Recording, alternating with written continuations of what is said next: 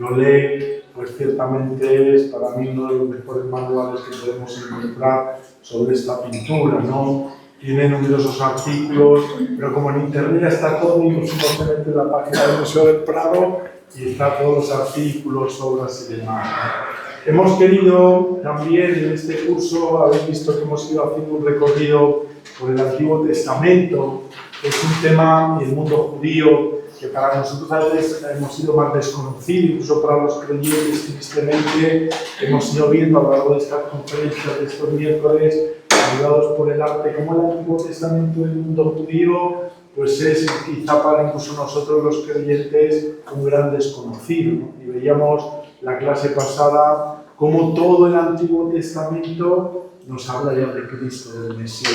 Y los artistas de alguna manera también, pues esto nos lo han ido también esbozando. Hoy vamos a una gran, digamos, uno de los grandes de la historia del arte, que es Rembrandt. Él tiene pues numerosas pinturas de escenas bíblicas, también del Antiguo Testamento, ¿no?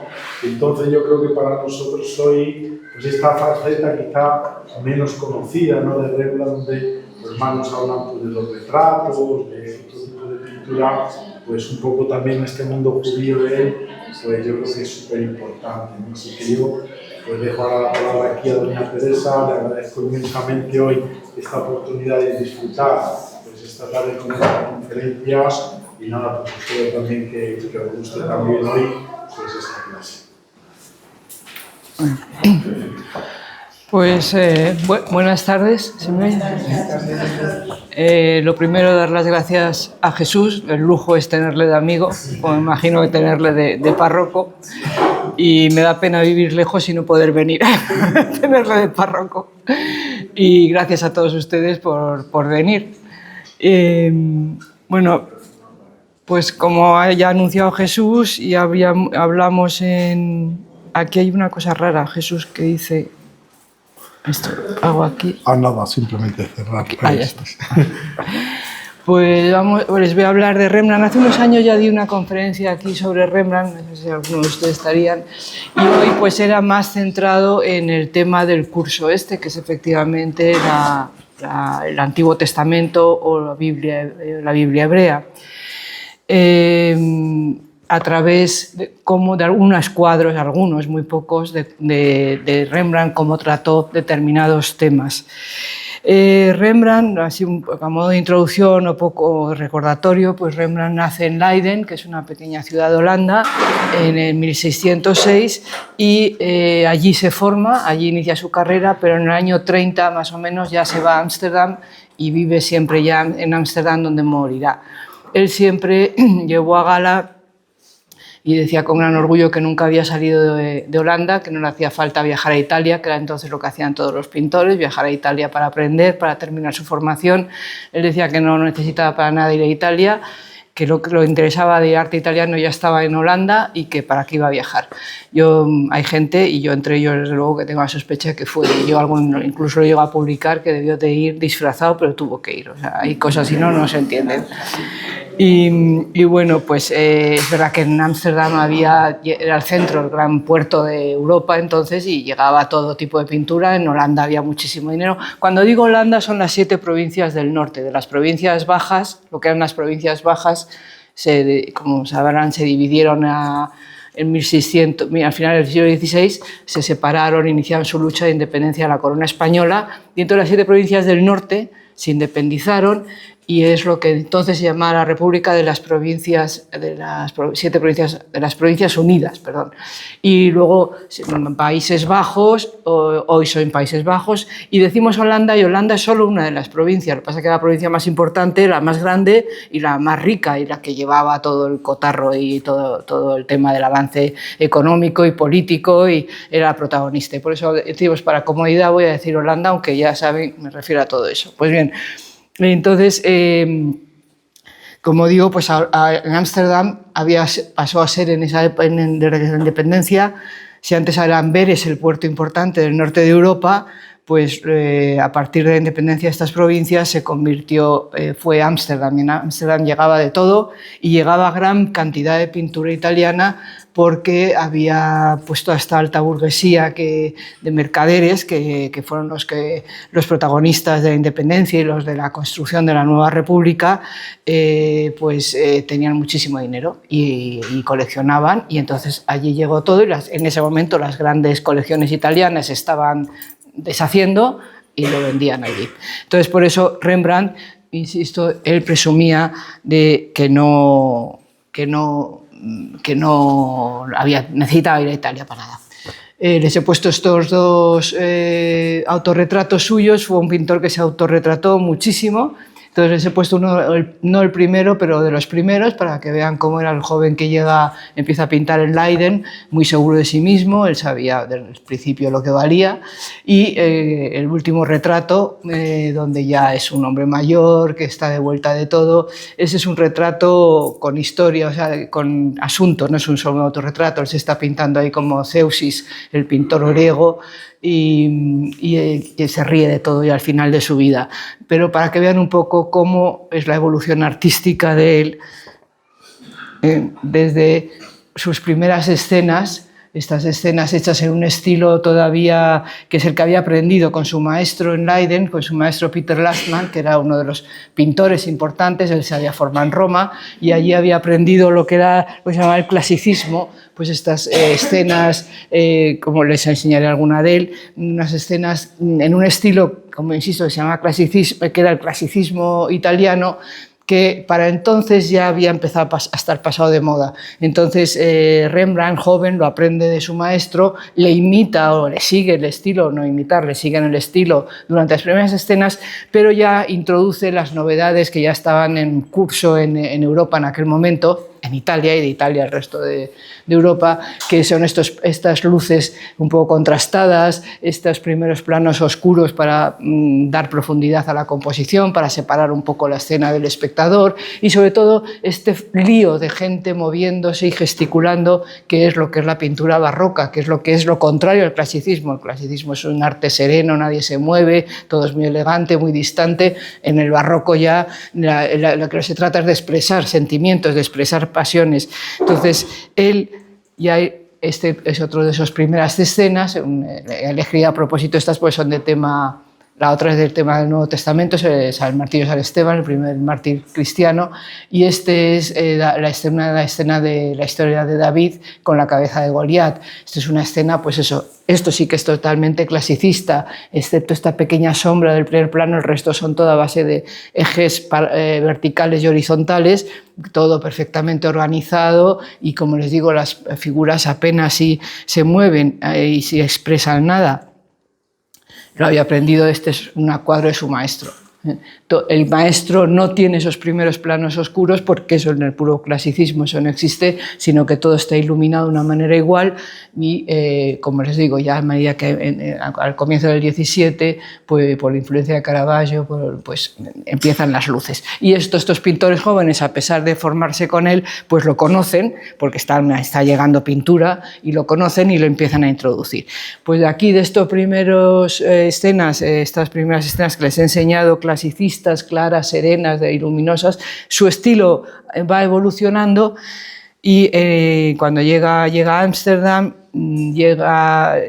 conoce lo que llega de Italia y sobre todo conoce la obra de Tiziano viejo, del Tiziano mayor, el último estilo de Tiziano, que llegan cuadros también allí, y es lo que le hace evolucionar y paulatinamente hasta llegar a este estilo final, donde frente a la luminosidad anterior pues son estas oscuridades, este mundo de Rembrandt como un poco onírico, de luces, de sombras en tonos ocres,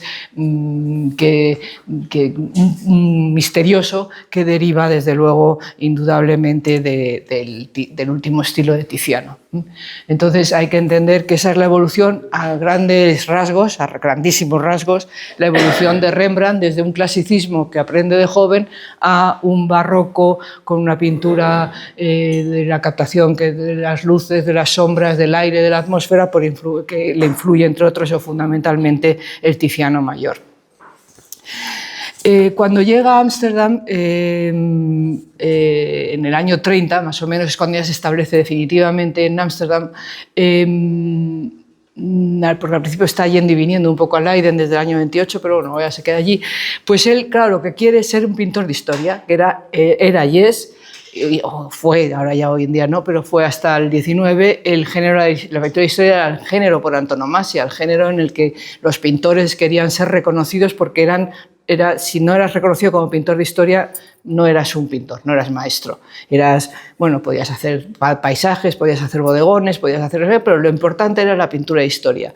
¿Por qué era importante? Pues porque con la pintura los pintores eran personas cultas, bueno, habría de todo, pero el maestro, el que aspiraba a ser un gran pintor, tenía que ser una persona culta, formada, y eso quiere decir que tenía que conocer muy bien la tradición pictórica anterior, lo que hacían los anteriores a él, que tenía que demostrar que la conocía, tenía que demostrar que conocía los textos literarios porque eran la fuente para las escenas. O sea, cuando les daban un tema para pintar, tenían que informarse de qué era ese asunto para que lo pudieran pintar bien y la gente lo reconociera, si no, no lo podían reconocer.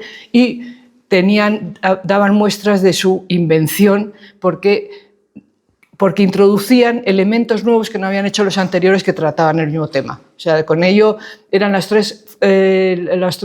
formación, el conocimiento de las fuentes artísticas, el conocimiento de las fuentes literarias y la propia invención o imaginación, era esa combinación lo que hacía que un pintor fuera reconocido como maestro. Y eso era en la pintura de historia. Pero claro, se consideraba desde el Alberti en el Renacimiento que pues el pintor que pintaba paisajes o que pintaba bodegones de inventiva nada, porque copiar un paisaje o copiar un bodegón, según los tratadistas, pues no tenía mayor mérito porque era copiar y no necesitaba tener ninguna imaginación ni ninguna invención.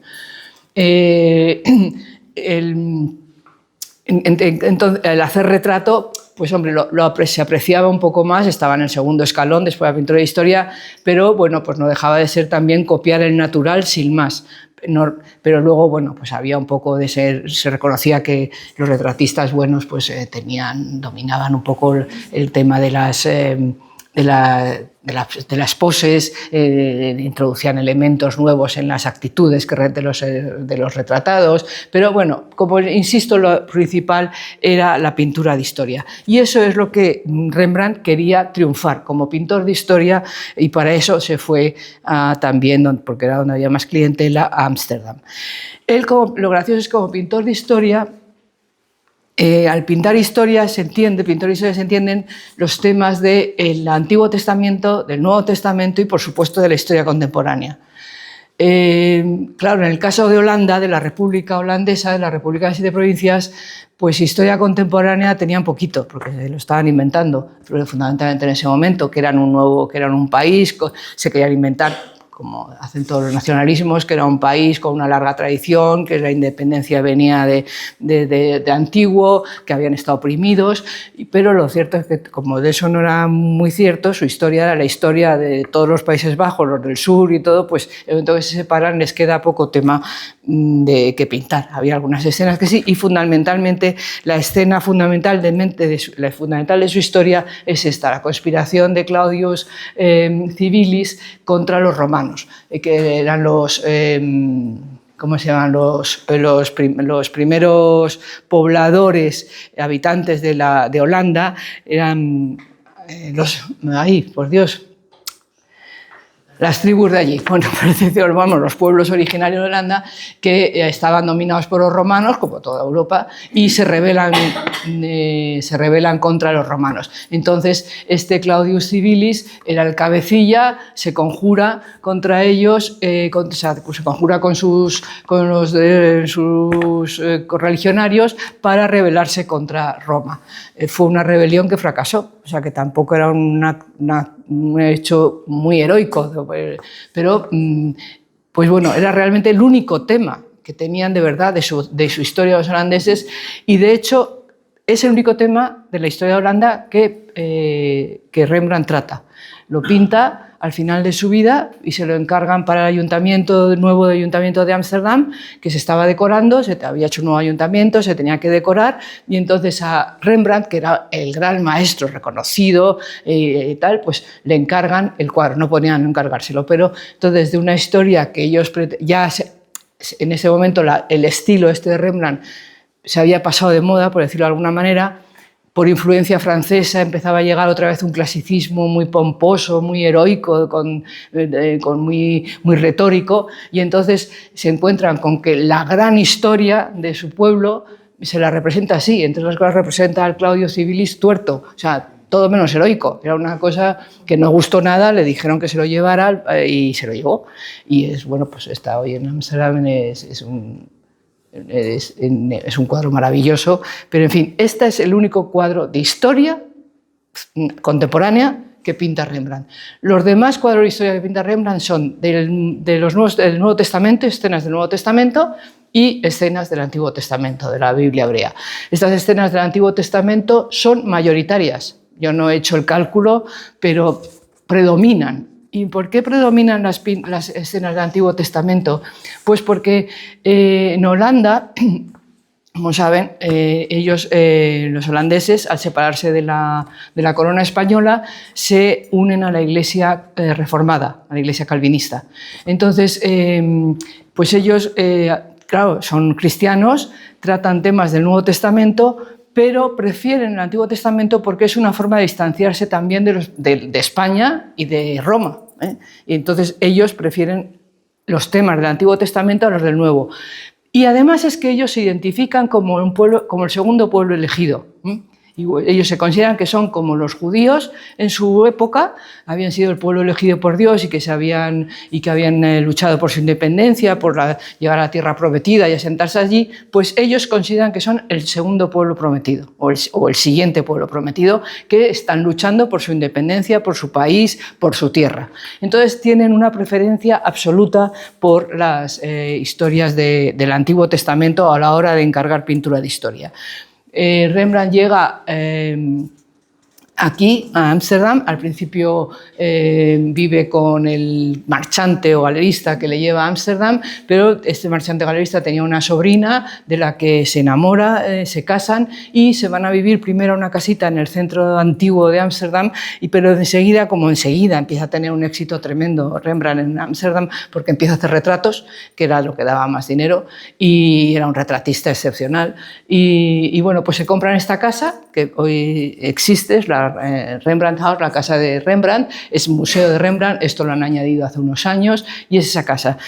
Fue una casa carísima y dicen que eso le llevó en el fondo la deuda en la que se metió para pagar esa casa que la arruinó.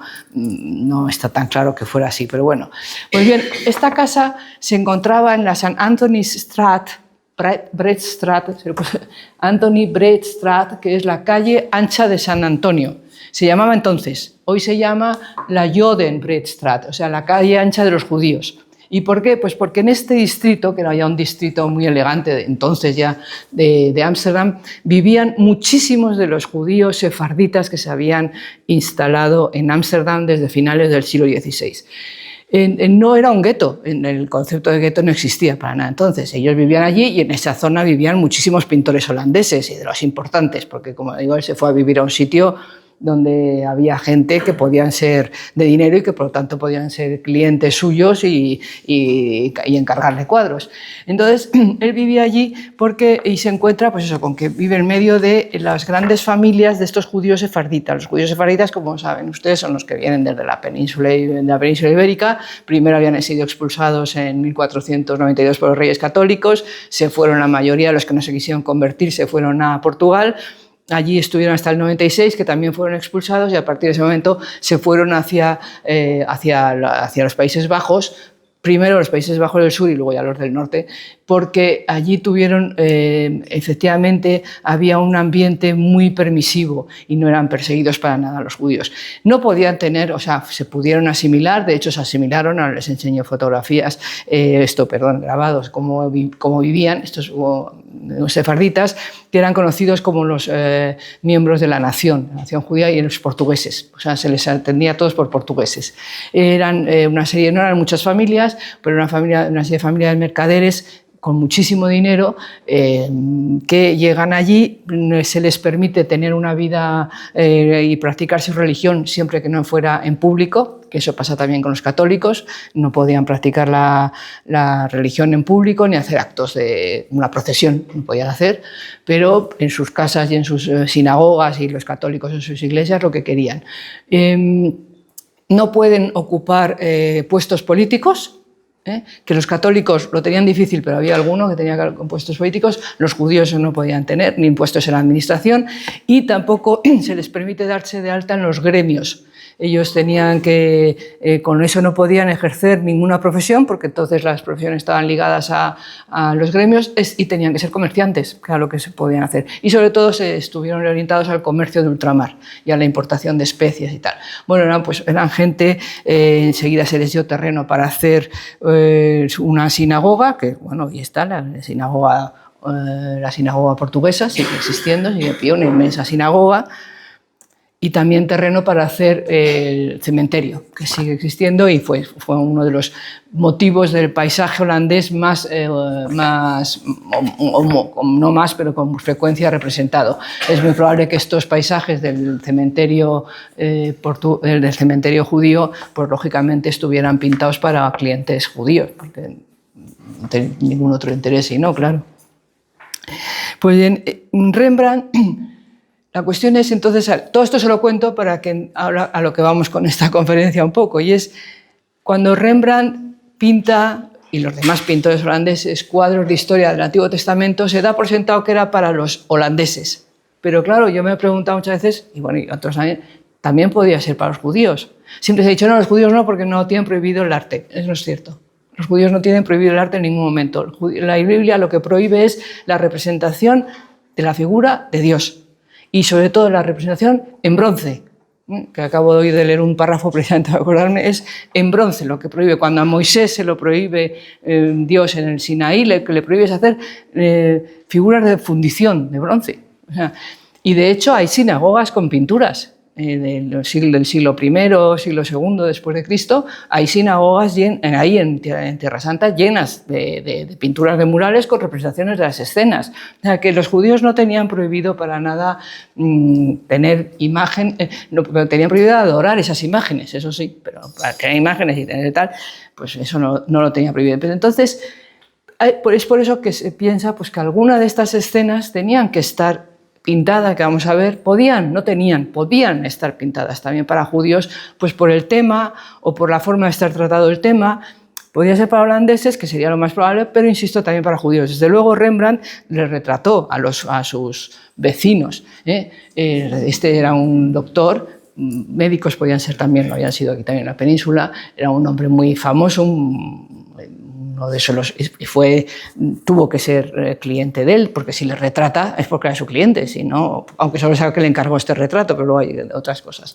Pues la mayoría de estos retratos no están identificados, y entonces son por las facciones, por la fisionomía, por la barba, el atuendo, por lo que se piensa que serían judíos, como este retrato de un joven judío, y luego aquel otro es el retrato de un anciano, ese gorro rojo. Este es claramente por las vestiduras, como va, es un judío askenazí, de los que vienen del este, porque primero se asientan los sefarditas, pero en el primer cuarto del siglo en adelante, un poco después, empiezan a llegar los askenazis también, que son los judíos que venían del este, que eso sí que venían perseguidos y de haber sido masacrados, pero eran gente todo lo contrario, y eran muy pobres.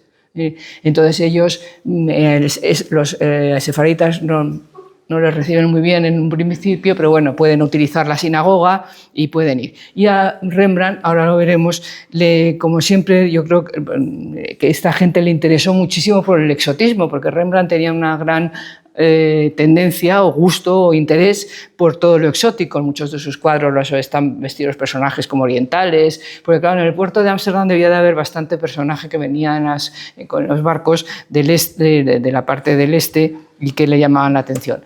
Estos, los sefarditas, como les digo, son gente totalmente establecida. Allí asimilada en su forma de vestir. Hoy la idea que tenemos de un judío, pues no, esto es una celebración de una circuncisión en una familia de estas sefarditas, pues ven la casa es como cualquier otro interior holandés, en todos esos interiores holandeses que se pintan con las camas así, hay cuadros, como pueden ver, y ellos van vestidos totalmente como los holandeses del momento.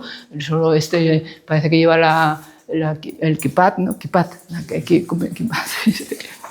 Pero por lo demás son burgueses holandeses, como cualquier otro.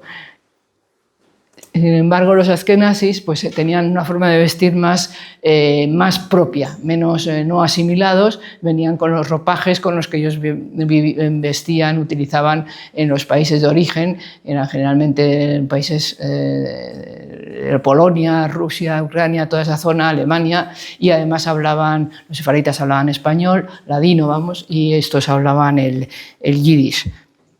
Pero este maravilloso dibujo de Rembrandt que indica que se fue allí a la sinagoga a dibujarles. O sea, es un dibujo maravilloso de él, bravo.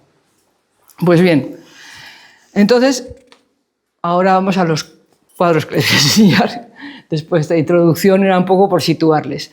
Entonces, los cuadros que he elegido son porque son temas que, como les digo, pueden ser tanto para judíos como para cristianos calvinistas. No nos olvidemos nunca, en este sentido, que ellos, aunque nunca fue la religión oficial, era la que dominaba el mundo cultural y la sociedad.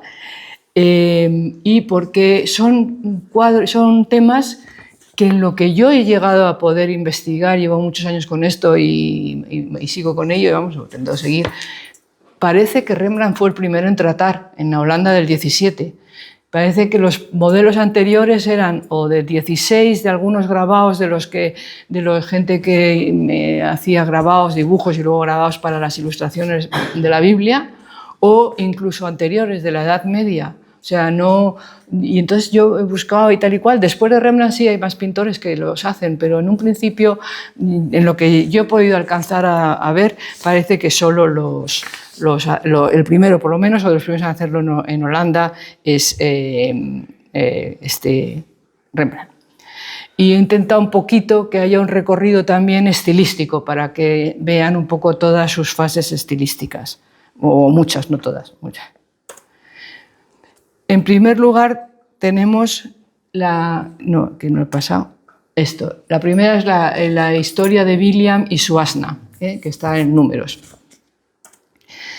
Esta historia, un poco les cuento, no sé, yo no la conocía, por eso no sé si les cuento de lo que va para entender un poco el tema.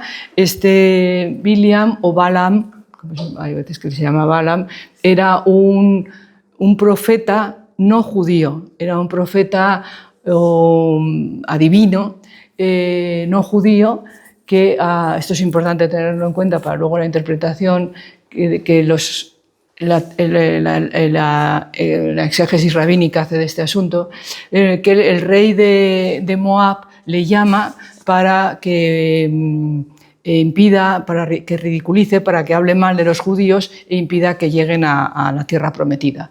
Entonces, y que le iba a pagar por ese servicio, le pagaría. Entonces, a pesar de que Dios le advierte que eso no le gusta que haga eso y patatín, pues él le da igual y se lanza cabalgando en su burra, en su asna, o en su mula, dicen a veces, pues se lanza a impedir, a cortarles el camino, a impedir a los israelitas que sigan en su avance.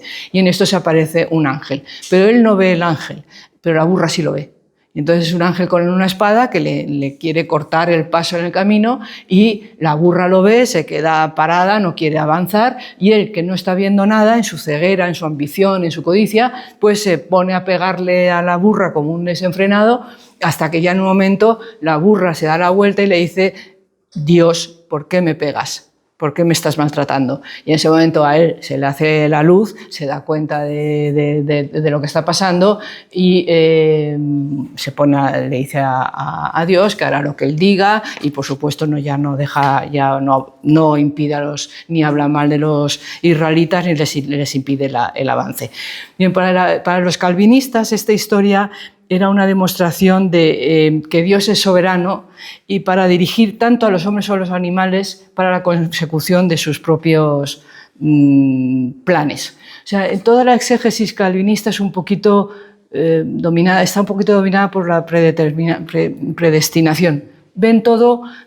Interpretan todas las escenas bíblicas, en lo que yo he leído, tampoco para nada soy una gran especialista, pero lo que he visto es interpretan todas las escenas como que el hombre no tiene libertad, es Dios el que maneja todo, maneja a los hombres, y les utiliza para conseguir sus propios planes. Es decir, el hombre no tiene libertad, cosa claro, es contrario a nuestra visión, por supuesto, pero también contrario a la visión de los judíos. Los judíos, para la exégesis judía, Dios crea al hombre como nosotros y le deja en libertad de elegir lo que quiere hacer entre el bien y el mal.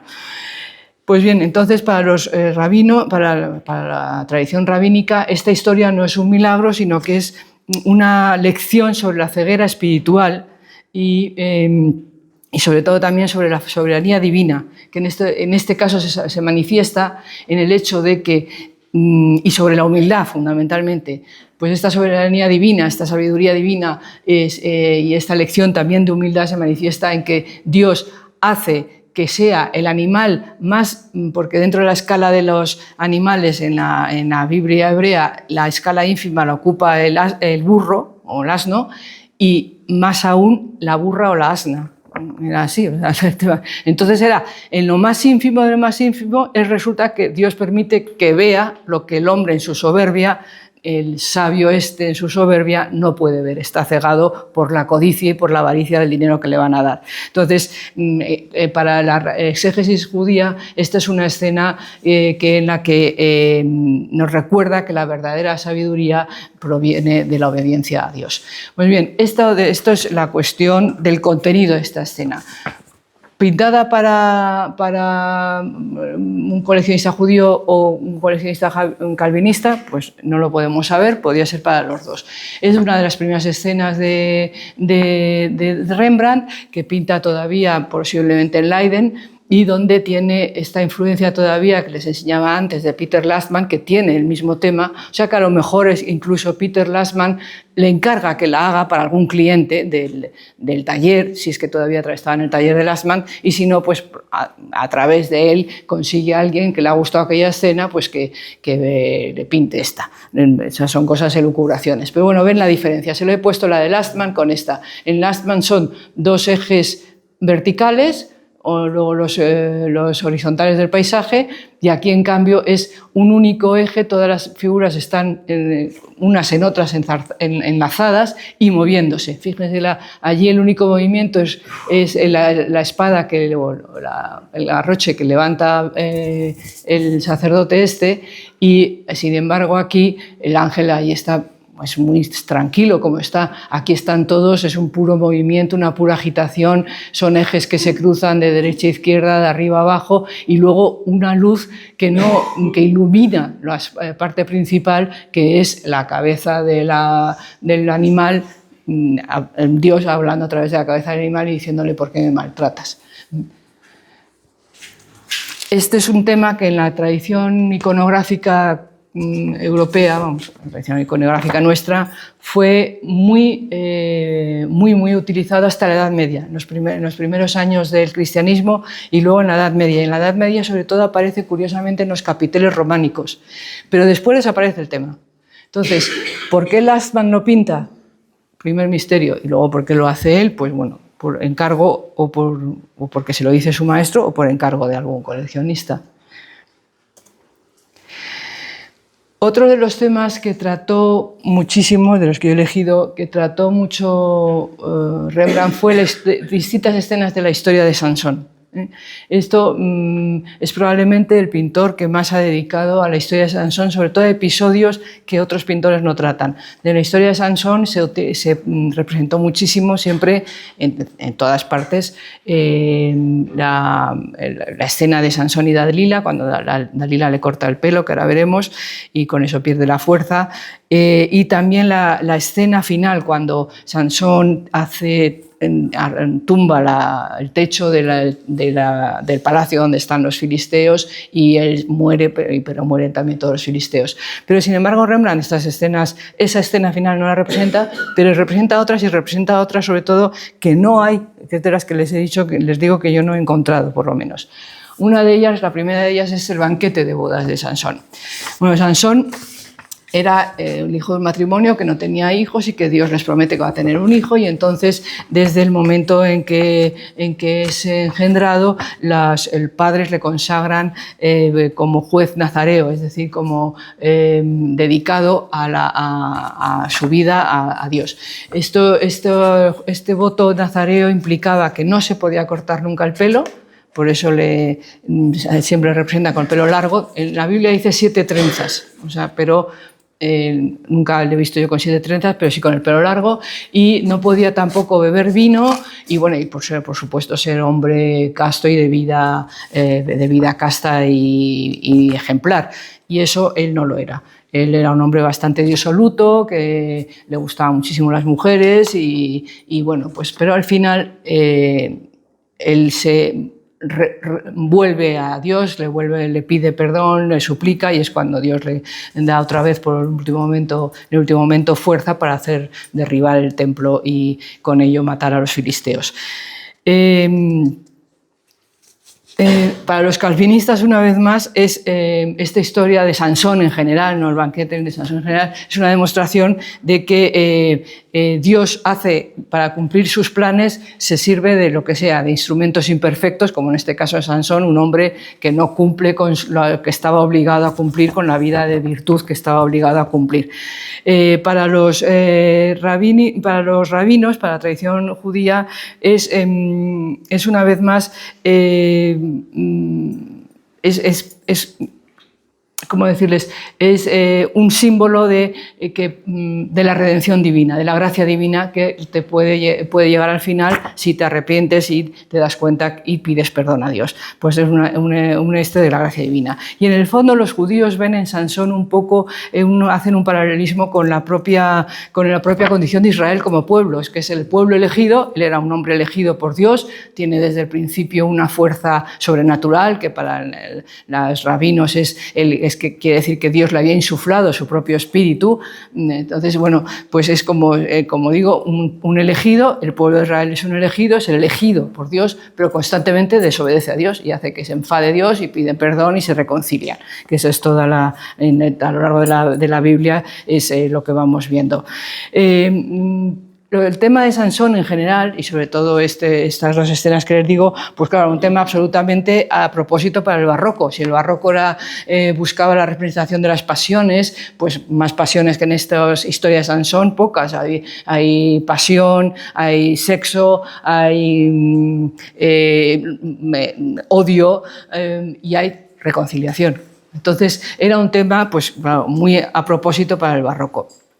Pero como les digo, las más representadas son las de Sansón y Dalila, que ahora veremos, y la final. La escena final en el cristianismo, pero en el catolicismo, no en el calvinismo, está vista como una prefiguración, es una escena mesiánica, por decirlo. En ese sentido, Sansón está visto como una prefiguración de Jesucristo, que se autoinmola. Sansón se autoinmola y para liberar a su pueblo de los filisteos, que eran los grandes enemigos y los que les tenían dominados, igual que Cristo se va a autoinmolar para salvarnos a nosotros. Yo ahí, no sé, la exégesis católica, porque lo que dice la Biblia es que Sansón le pide por favor a Dios que le dé en el último momento fuerzas, cuando se ha arrepentido y se ha dado cuenta de todo lo tremendo que se ha portado a lo largo de su vida, que le dé por último fuerzas para poder vengarse de su propia ceguera, no dice de los demás. Entonces pero bueno, padres tienen la Iglesia.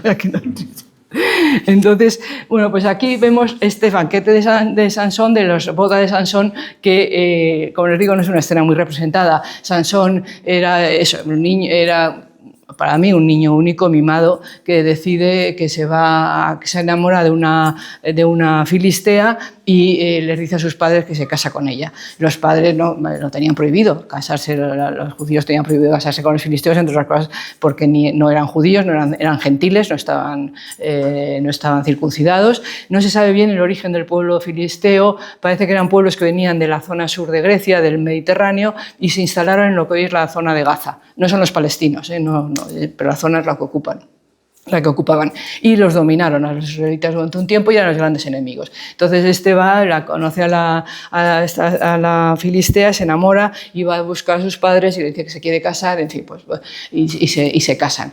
En el camino es que si no se entiende un poco esta escena, por eso os lo cuento, en el camino hacia la boda o hacia conocer a presentarles a sus padres, a su futura mujer, sin que los padres lo sepan, él mata a un león. Se encuentra que hay un león. Debía de haber muchos leones en aquella zona, porque la Biblia está llena de leones y también todo el arte mesopotámico está lleno de leones, o sea que parece ser que había muchos leones. No queda ni uno, pero bueno, entonces había.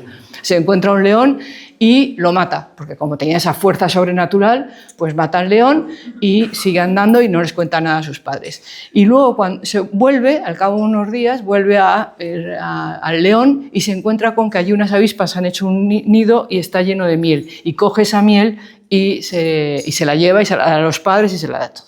Esto se lo cuento para que entiendan. Entonces, esta es la boda donde vemos a la novia en el centro sentada.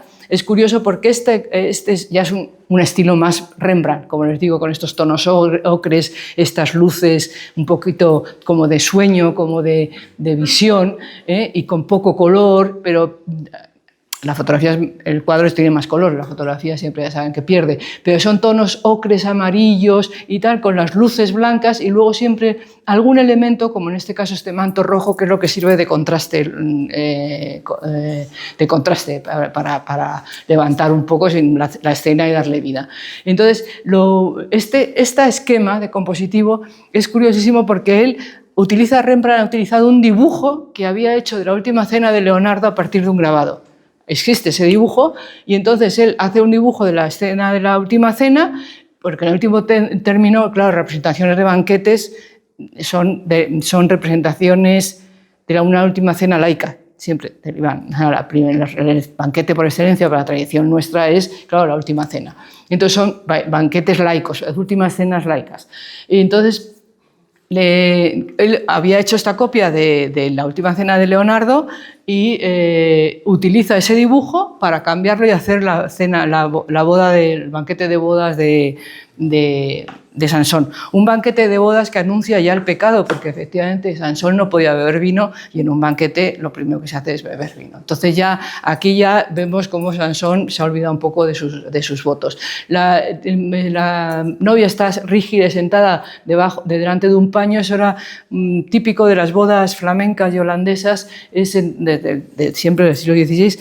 Las novias siempre aparecen sentadas muy serias, no participan para nada de la alegría en general, están muy tristes, sentadas así, muy tiesas, delante de un paño, en general con 3 coronas. Aquí la corona la lleva ella misma. Pero en este caso, si nos fijamos, parece al principio que no está participando de nada del follón, ¿no? Pero si nos fijamos en su cara, la sonrisa, como te vas a enterar, es porque su marido le está poniendo a los filisteos una adivinanza. Les dice, la leo literal, le dice... Y les dice, si la adivináis, yo os compro 30 trajes de hilo y mudas y no sé qué, pero si no la adivináis, me lo compráis vosotros a mí. Entonces dice, del que come salió comida y del fuerte salió dulzura. Del que come salió comida, es decir, del león, que es el fuerte, salió comida, y del que fuerte salió dulzura. Bueno, pues esta adivinanza se la plantea y no la logran, les da 7 días y al final la mujer solo conocía esto en la mujer y se lo dice a sus compatriotas. Entonces Sansón se siente totalmente traicionado y quema las cosechas de los filisteos se enfadan, queman al suegro, a la mujer, la casa, todo, y a él le ciega, que es lo que veremos a continuación.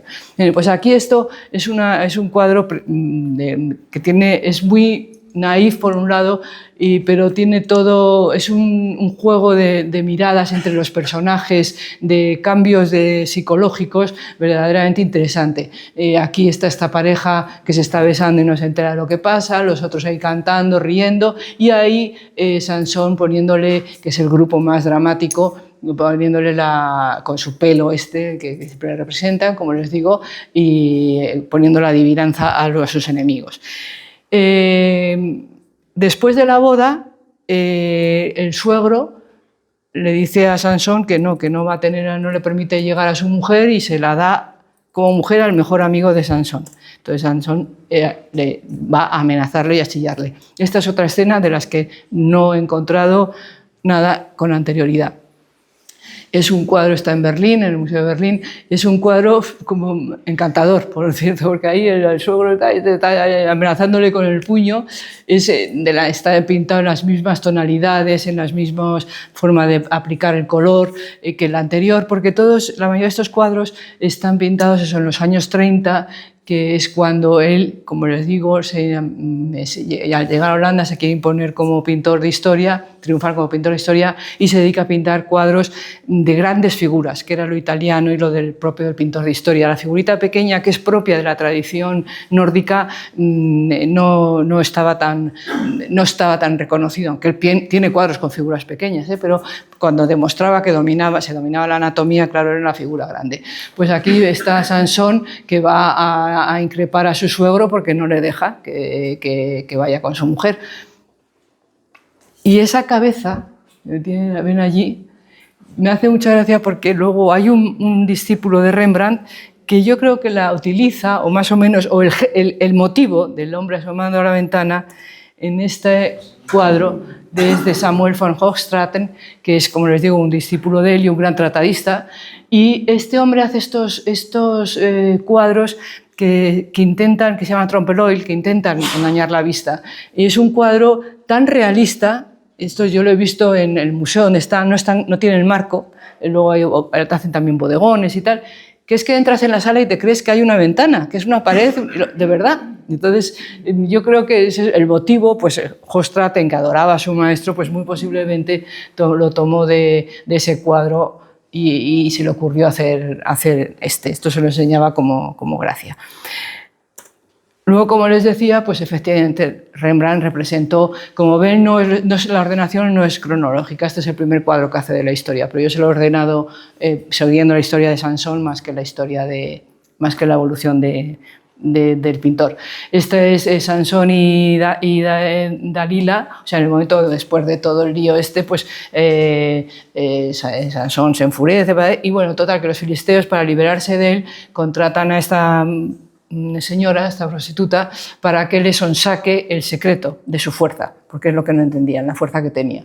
Entonces, este sí es un tema muy tratado por la pintura. Antes de Rembrandt lo habían tratado y sobre todo lo había retratado, entre otros, Van Dyck y Rubens, que eran los grandes maestros reconocidos de la pintura en aquel momento, de la pintura de historia. Y Dalila le pregunta por 3 veces cuál es el secreto, él las 2 primeras le engaña, y cuando van los filisteos a capturarle, pues les puede y les vence, pero la tercera vez ya se pone ya bastante pesadita y ya consigue que él le diga cuál es el secreto de su fuerza. Y entonces ella le adormece. No lo dice la Biblia, pero se supone que dándole de beber algo, y le corta el pelo, llama a los que estaban esperando y es cuando le cogen prisionero y le ciegan. Es un cuadro, esta es una composición tan original, que eso sí que no había habido. Siempre todas las escenas anteriores que he visto del tema son muy complicadas, como compositivamente, están llenas de figuras, llenas de cosas, y sin embargo Rembrandt, ya aquí, tan joven como era, porque por la fecha este es uno de sus primeros cuadros también, él ya tiene muy claro que es lo que va a hacer toda su vida con la pintura de historia: reducirla al mínimo, los personajes, o sea, reducir a los esenciales, para que con los 4 o 5 detalles iconográficos la gente sepa leer lo que está viendo, sepa de qué se trata, pero no se pierde en un detallismo excesivo. Para empezar, nunca se sabe bien dónde ocurre la historia. Aquí no sabemos dónde está ocurriendo la historia, son unos interiores que, bueno, pues son interiores, pero no se sabe qué es, si es un palacio, si es en la calle, si es una cabaña, qué es, porque reduce, como digo, todo a los elementos esenciales, a los personajes esenciales, que en este caso son Sansón, Dalila y los filisteos que estaban esperando a que Dalila les dijera aquí llego, aquí ya sé por qué es, y entran a apresarlo. Él se despierta, intenta defenderse, pero esta vez ve que ya no tiene fuerza, porque le ha cortado el pelo y entonces ha perdido su fuerza. Y es una, como les digo, un eje. A mí es un cuadro que compositivamente me parece magistral. Es un único eje diagonal, iluminado de arriba a abajo, o de abajo a arriba, como se quiera, o sea, de una manera que vamos viendo de Sansón a Dalila al filisteo y luego al revés. No nos distrae otra cosa de este cuadro. Está pintado, la expresividad de ella es fantástica, la del filisteo, que va a ver si esta vez sí le va a poder detener o no, pero tiene miedo porque las otras 2 veces pues creían que le iban a coger y él es el que se sabe defender y les vence. Y de Sansón ya no vemos la cara, solo se ve el pelo que se lo van a cortar y con eso se termina su historia. Y bueno, pues la siguiente escena, claro, es la ceguera de Sansón. Esta es probablemente de los cuadros. Es un cuadro muy grande, de dimensiones grandísimas, de los primeros de dimensiones grandísimas en Rembrandt. Es un cuadro de las escenas más violentas en la pintura occidental y, desde luego, también de las escenas más agitadas, más movidas de Rembrandt y más complicadas compositivamente. El cuadro en la composición está basada en una serie de diagonales, la diagonal que va del extremo de la parte superior hasta la cabeza de Sansón, la diagonal de este señor, de este soldado, que una vez más es la figura oscura en el primer plano, pero que sirve también como orilla al chorro de luz que está entrando desde el exterior a este interior. No sabemos el interior qué es, si es una cueva, es una tienda de campaña, no se sabe, parece una tienda de campaña por el velo este que se separa, y al fondo la figura de Dalila, que sale corriendo todavía con las tijeras y el pelo, y es también una herramienta compositiva que utiliza mucho Rembrandt y otros pintores, de estar, es típico también del barroco, de estar con ese elemento, nos está haciendo referencia a lo que ha pasado justo antes. Por si alguien no identifica qué es esto, que bueno, en este caso la ceguera está clarísima, pero es, bueno, pues Dalila, que le ha cortado el pelo a Sansón y la han podido detener y le están sacando el ojo, sacando los ojos. En esta escena está llena de elementos orientalizantes, porque, como les decía antes, a Rembrandt le gusta mucho, y bueno, pues en todas sus escenas de la Biblia bíblicas los utiliza. Aquí aparece esta jarra, que es donde se supone que estaba el bebedizo que le diera para dormirle. La lanza esta es una lanza de Java. Rembrandt compraba muchísimas antigüedades y muchísimos objetos históricos en Ámsterdam. Tenía una colección inmensa que eso sí que gastaba fortunas, por lo visto. Entonces, todos estos elementos probablemente los tenía él en su colección.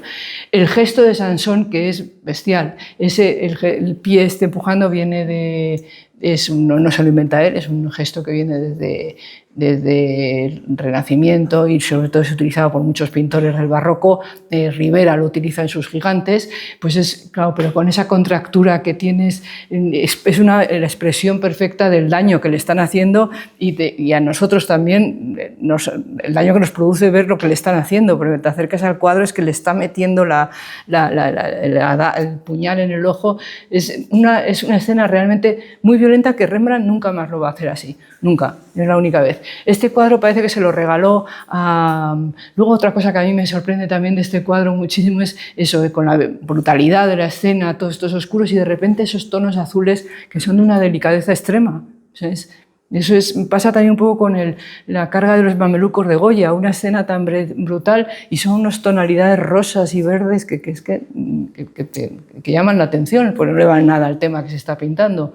Este cuadro parece que lo pintó para regalárselo a Constantin Huygens, que era el secretario del Statuder, por así decirlo, del rey, en el momento de lo que había en Holanda, rey. De holandés, y este Huygens era un hombre, un gran intelectual, un gran político, muy erudito, y el que había descubierto a Rembrandt. Lo había visitado cuando era joven en Leiden y había hablado ya muy bien de él y del amigo suyo con el que compartía estudio, que se llamaba Liebens. Los había ensalzado como figuras prometedoras. Entonces, le había encargado a Rembrandt una serie para el Statuder, una serie de la Pasión de Cristo. Y parece que Rembrandt tardó mucho en terminar esa serie y un poco por el descargo, pues le pintó este cuadro y se lo regaló, pero lo cierto es que él no lo quiso. Huygens le dio de parecer tan brutal que no lo quiso y se quedó en el estudio del pintor y lo vendería. La siguiente escena, pues bueno, ya así son el sacrificio de Isaac. El sacrificio de Isaac también es un tema muy tratado en la tradición nuestra, y para los judíos es un tema fundamental. La historia del sacrificio de Isaac es uno de los temas para la exégesis rabínica más profundos y un asunto central en su filosofía, del pensamiento judío. Por un lado, es una historia que habla de la supremacía de la vida, es decir, una historia del no matarás. Se dice que la Biblia, ya saben ustedes que se puede leer en muchos niveles, pues en el nivel más bajo era una historia, estaba escrita para disuadir a la gente de hacer sacrificios de niños, que entonces se hacían sacrificios de niños en la zona. Entonces esto era en un nivel bajo, era para eso. Luego también es una escena que simboliza, que es la máxima expresión de la obediencia ciega a Dios, pero para los judíos es tan importante la obediencia del padre como la del hijo. Nosotros nos olvidamos del hijo, pero el hijo obedece también a Dios ciegamente, porque el hijo no es un niño. Según la exégesis judía, ya es un señor de 30 y tantos años, es decir, que acepta voluntariamente ser sacrificado, y eso para ellos lo consideran fundamental. Y luego, por fin, pues claro, es un símbolo, una expresión de la misericordia de Dios, que le detiene la mano en el último momento, le evita que mate al hijo y además luego le va a proveer de la víctima para que a ser sacrificada. En este sentido también es una escena mesiánica, es decir, Dios es el que va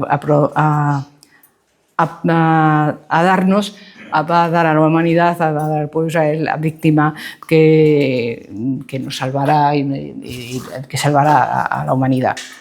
Bien, pues es también una escena muy del barroco, llena también de posibilidades expresivas, y en este caso, para unos calvinistas o para un coleccionista calvinista o un hebreo, un sefardita, pues yo aquí pienso que sí que podía estar para un coleccionista sefardita por el hecho de que no es un niño. Normalmente las escenas nuestras vemos es más un niño, y aquí es un señor, es un chico joven, no es un adulto. Y entonces en ese sentido, pues podría ser para él. Y además está colocado como se describe la Biblia, con las manos atadas, como tenían que estar las víctimas del sacrificio, y le va a cortar el cuello, que es como se sacrificaba a los corderos, ¿no?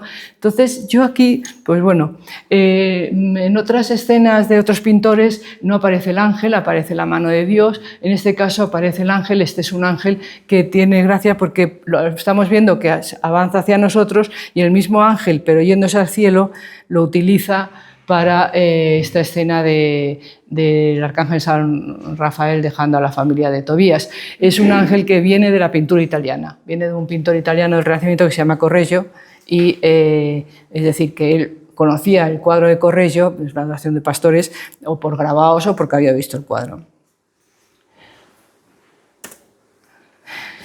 El siguiente tema, y el penúltimo ya, es la lucha de Jacob contra el ángel. Jacob, en el camino a reconciliarse con su hermano Esaú, al que le había quitado con un engaño bastante tremendo la primogenitura, pues queda solo durmiendo al lado de un río, y en esto se le aparece un hombre, dice la Biblia, que se sobreentiende o se quiere pensar que es un ángel, y van a luchar, luchan durante toda la noche, y la lucha es representada como un abrazo siempre, en todas las representaciones de este tema. No es una lucha a puñetazos, es un abrazo, porque con esto se simboliza el hecho de que, aunque está ganando el ángel, y de hecho el otro no ceja, no quiere dejar de luchar hasta que le bendiga. Y entonces el ángel entre medios le da un corte en la pierna y el otro sigue de todas formas luchando y abrazado esa lucha hasta que consigue que le bendiga. Esto es una historia muy importante también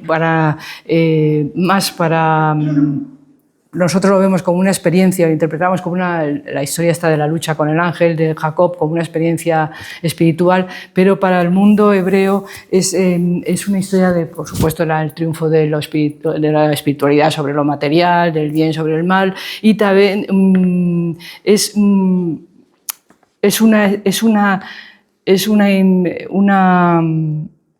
una historia que habla de la colectividad del pueblo judío, porque después de esta lucha Isaac cambia de nombre, es decir, adquiere una nueva personalidad que es Israel.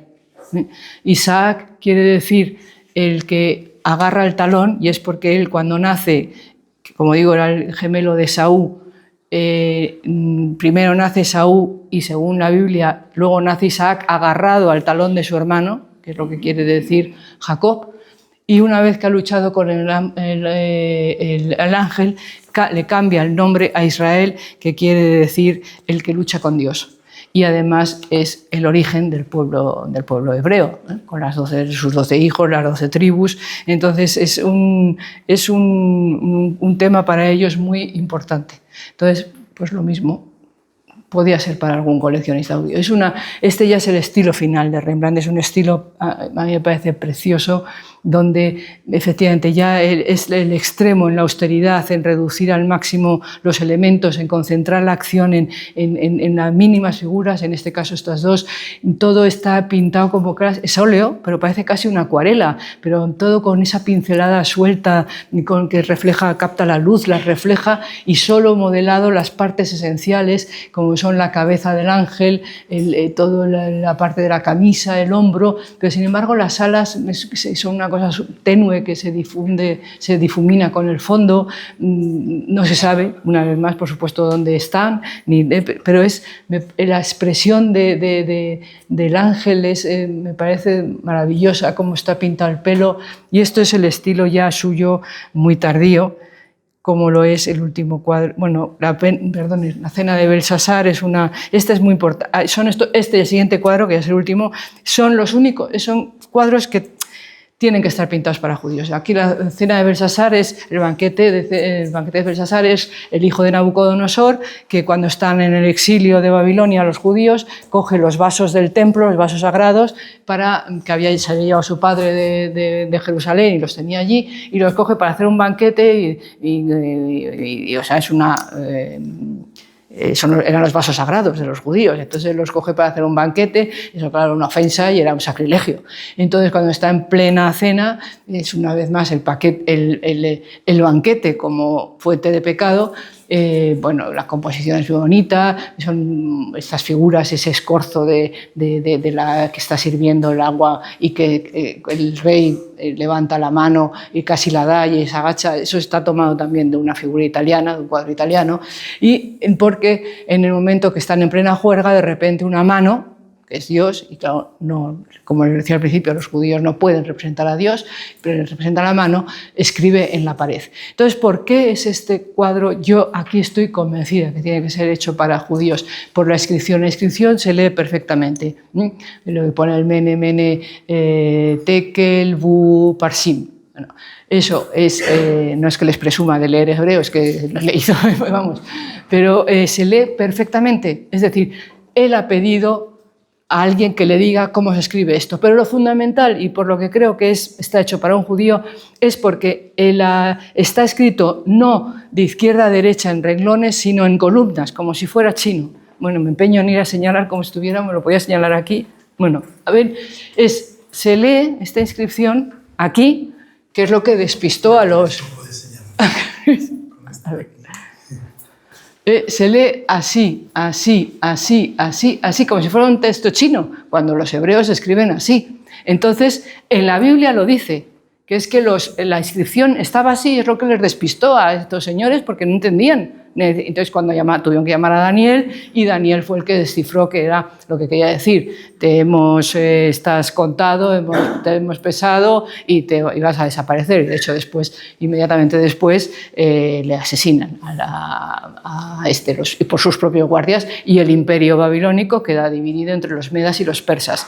Parsim es dividir, pero a su vez también es un juego de palabras en hebreo que es persa.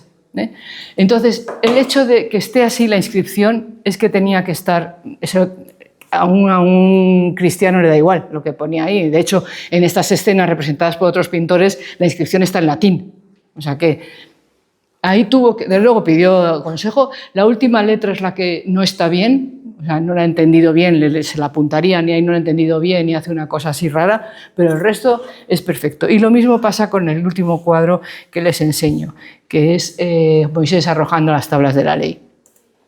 Este a mí me parece un cuadro, no sé decirles, sobrecogedor, me parece un cuadro impresionante, es muy tardío ya, es lo mismo que el anterior, la misma estructura compositiva, un fondo de luces y de luces vibrantes y en movimiento, con la figura que emerge como un fantasma y se viene hacia nosotros.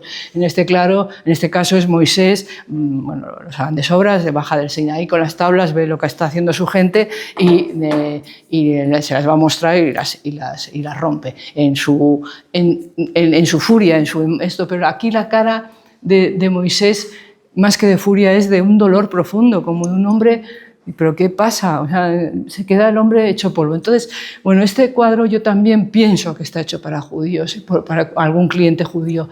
¿Y por qué? Pues cuando la escena la pintan más pintores, utilizan siempre las tablas de la ley, es una tabla cuadrada, rara vez utilizan dos, sin embargo aquí son dos tablas y como se describe en la Biblia, curva.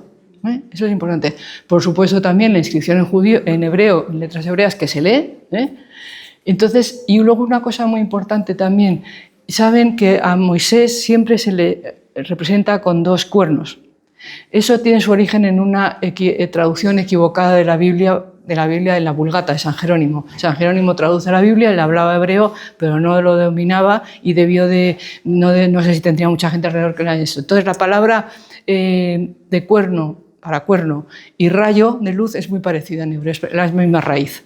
Entonces San Jerónimo traduce donde dice rayos, que es lo que él bajaba con rayos, porque había visto a Dios y bajaba con la cara iluminada, traduce de cuernos, y es por lo que todos los artistas, que claro, en la Vulgata, pues, o los patronos, ponen cuernos. Sin embargo, aquí no hay cuernos, es pelo.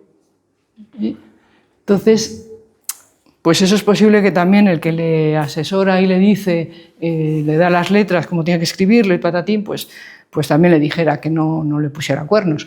Pero bueno, este es para uno de los, para mi gusto, uno de los cuadros, como les decía, más impresionantes de Rembrandt, una de sus últimas obras realmente impactantes, y que es ese mundo de... Yo aquí ya me monto mi película, él también era un hombre ya a esta edad, totalmente había pasado grandes amarguras y la ruina económica, sus problemas sentimentales, y al final había muerto la segunda mujer suya y había muerto su hijo, el único hijo. Los otros habían muerto todos de pequeños, recién nacidos, y el único que se había sobrevivido, que era Tito, y que le adoraba y tiene unos retratos maravillosos del niño, pues él también muere. Entonces era un hombre, yo creo que cuando pinta esto, pues de vuelta de todo, y es la cara de Moisés, es más que de furia, es como, ¿pero qué estáis haciendo? No, o sea, un poco así. Y bueno, pues esto es lo que les quería contar. Espero.